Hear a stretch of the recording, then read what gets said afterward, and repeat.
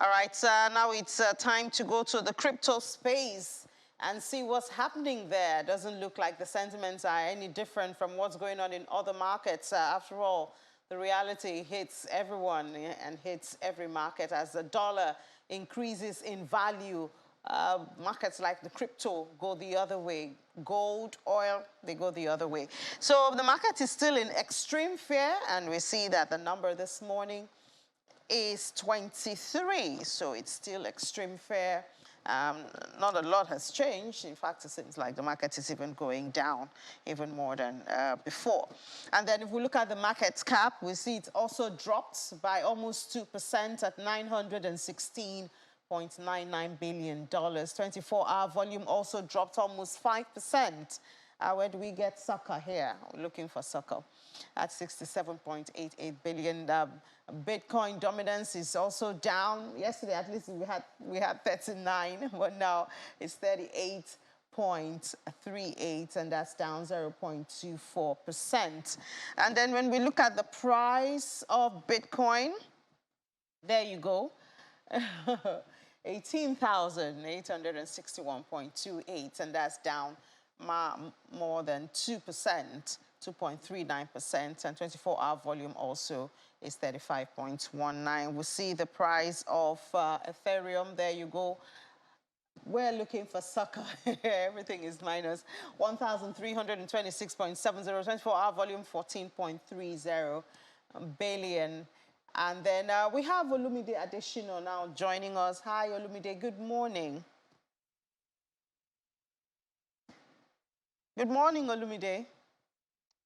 Yeah, good morning. Thanks for having me. Yeah, good to have you, Olumide. So, well, we're complaining that the prices are dropping. It seems like some people are making the most of it. One of it is MicroStrategy.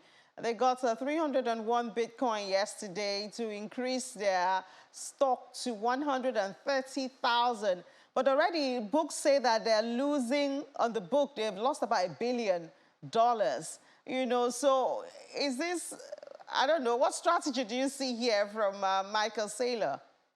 Yeah, usually institutional investors increase their position in the bear market because you often get the best value at discounted prices, and that is really what MicroStrategy is doing.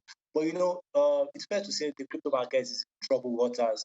The US Fed will definitely announce a 75 basis points interest rate hike this evening, and that probably will put a lot of pressure in the crypto market, especially his comments that will look like more hawkish narrative based on the fact that inflation doesn't seem to be moderating the world's most powerful economy. Secondly, after Ethereum's proof of work switch from proof of work to proof to stake, the United States Security Exchange Commission has started questioning the model.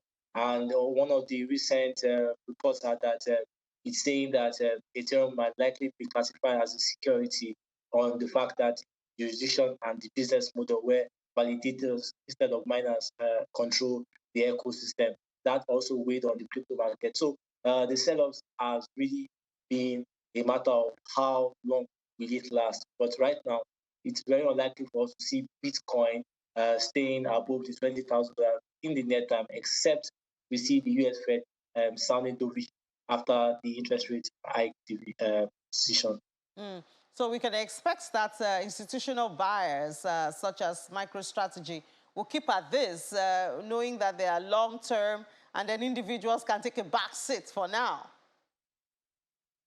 Yeah, it's fair. Yeah, because you need to look at the fundamentals backing Bitcoin as an deflationary asset. It has fixed supply, and the way you're saying it definitely means that the matter of time Bitcoin would stop being in production, and also the fact that few entities have such positions means that price manipulation and price upsides during era of cheap money might push the price of Bitcoin. So it's a wise decision for MicroStrategy, but the net term shows that, like you rightly said, that there are losses, and that could really escalate because it's not really a wise decision for you having so much exposure in a single asset where the bear market is very supreme.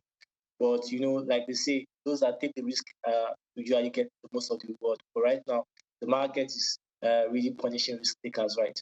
Yeah, Olumide, thank you so much.